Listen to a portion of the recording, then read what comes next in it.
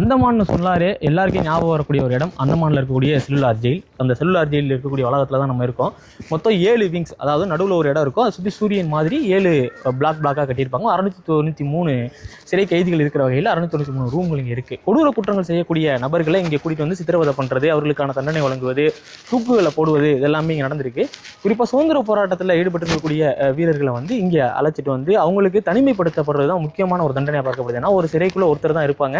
அங்கேருந்து யாருக்கா தண்டனை கொடுக்கும்போது அவங்க அலற சத்தம் மட்டும் தான் கேட்கும். சுற்றி காடு, தனி தீவு, இந்த மாதிரி அவங்கள தனிமைப்படுத்தி அவங்களோட மனநிலையை உடைக்கிறதுக்காக இந்த செல்லுலார் ஜெயிலை பயன்படுத்ததாக சொல்லியிருக்காங்க. இங்கே இருக்கக்கூடிய டேவிட் பெரிங்கிற ஒரு ஆஃபீஸர், அவர் தான் இந்த சிறையை வந்து ரொம்ப கொடூரமாக நடத்தியிருக்காரு அப்படின்ற தகவல் எல்லாமே வந்து என்னால் தெரிஞ்சுக்க முடிஞ்சது. குறிப்பாக இந்த சிறை கட்டுப்படுவதற்கு முன்னாடி வைபர் ஐலாண்டு ஒன்று இருக்குது, அங்கே தான் ஒரு சிறை கட்டியிருக்காங்க.